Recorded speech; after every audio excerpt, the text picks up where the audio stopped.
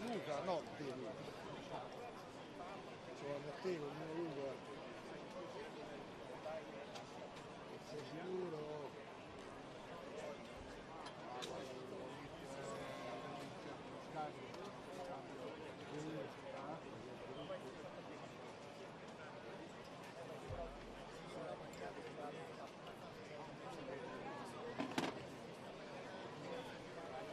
Aspetta, qua anche un gelato?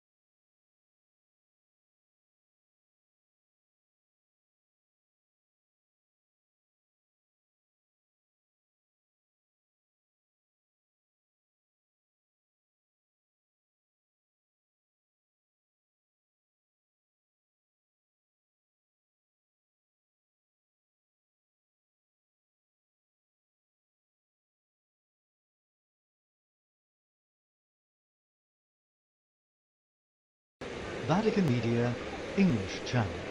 Vatican Media English Channel. Vatican Media English Channel.